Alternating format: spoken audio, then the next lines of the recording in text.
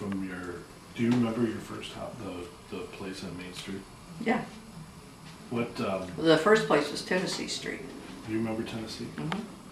How old were you when you moved out of there? 4 years old, 5 years old, something like that. I had my tonsils out when we lived there because I stuttered.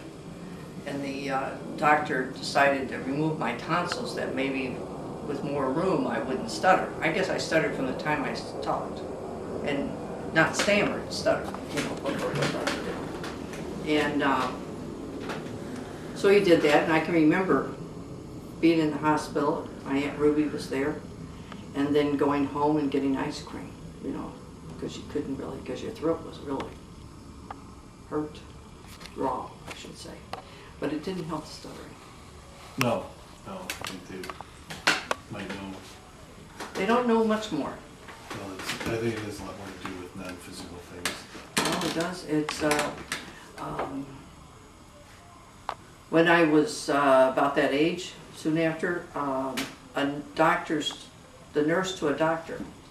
And I don't remember if it was the doctor who removed my tonsils or another doctor that my mother had taken me to. Because, I mean, they did pursue, because, I mean, it was certainly interfered with regular life. And they, of course, would try to get me to slow down and say the word slow. Well, that doesn't do any good. Which, I mean, but it's understandable that you Do would. you remember how old you were when you grew up? I still have it. I never heard you stutter. But if you ever listen, there are times when I won't say a word. I'll just say, you know, or try to find something else. Because the sequence was, this nurse told my mother to take me to this Dr. So-and-so who was a chiropractor. And of course then, for many years, chiropractors, and medical did not touch. And she told my mother, said, if you ever tell on me, I'll tell them you're lying. You know, and that's how what severe the separation was. So I can remember going to him and lay on my back, and he would work my legs like in a backward bicycle motion. And I'm sure he did other things. I don't think any big crack or anything like that, but worked on me. He said, he told my mother that all either the nerves or the muscles in my stomach were just in one big knot. And that's the problem with stuttering, is strictly a nerve thing. Whatever caused the nerves to be, you know, clenched like that, you know, various things. But they did, and also I went to a speech therapist. There's a record, and I think I still have it, of me doing reciting, and I think I was 5 years old then. A record? They made a record of my speech. You're kidding? Yeah. Where would it be? You know, I don't know. I know a mother had given it to me, but and I haven't seen it, so I don't know. And so then speech therapy, and I still stuttered. I can remember going to second grade, being the new student after school had started when we moved in second grade, and being in Mrs. McCutcheon's class. She told me her name once, and then she turned around and told the class, now don't tell her, if she doesn't remember my name, don't tell her my name. Well, you know how much I thought of that woman. Yeah, one movie. Oh. And people would talk about her in later years, what a wonderful teacher she was, and I was like, oh God, it's just terrible. Because, you know, not comfortable with talking, which I wasn't, and being a new kid in the classroom. Anyway, that was another one of those guys, what an idiot teacher.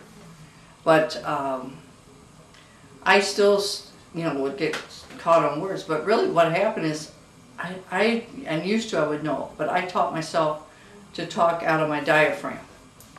Because I realized my throat was what was cutting the words off.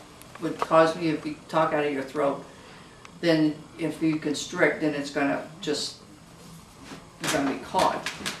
And I used to hate when I was at my early years in Chicago, people asked me my last name. That was a sound that would get caught, that, you know, Liggett, because it brings it up in here. And Indiana, where are you from? And I'd say, the next state over. You know, anything to get out of trying to say Indiana. And then until I could really get like Indiana, you know, bring it up from below. But, and his cousin, Bonnie Yeager, that was her degree in speech therapy. And one time we got into discussion, and I was telling her, you know, telling her a few things. She said, "This is really interesting." She said, "Because you know, in all her 4 years of study, no one could address stuttering and the real issue and how to deal with it. And so it's mainly, you know, talking out of your diaphragm, which is, you know, look at this Maltillis. Right. That's right. And I think he's the one, watching him, that I realized, well, you sing out of your diaphragm. But he talks out of his throat. And he's getting therapy, he said, when we saw him last fall. He's been getting therapy on his throat, you know, and his speech, you know, wasn't bad. But I could have stood up and could have gone to a chiropractor. And then, oh, there was one time, you kids were with me, and we went to a florist down on Main Street in Park Ridge. And the gal waiting on us, young lady, I mean, about my age probably, or maybe a little younger at the time, in the 30s. In our 30s, she was talking, and she was, you know, and I just kind of chuckled. I said, "You're a stutterer, aren't you?" And she said, "Yes." I said, "Well, I know, I can tell, because you're finding words to say instead of the word that was going to catch in your throat." But You know, it's funny. I do that too. But for me, it's more diction. I forget the word. It's not that I can't pronounce it. It's freaking. yeah. I have to think of another word that means Sounds the same. Yeah. But and then in later years too, Marianne Budnick. You remember? Sure. Okay, she's a stutterer, especially on telephone. And she didn't start till she was 13. Start stuttering till she was 13. So I finally, after knowing her 4 or 5 years, I told her. And she went to a chiropractor and explained it to him, what I told her, and he worked on her. And she said that night at the dinner table, she realized she wasn't stuttering.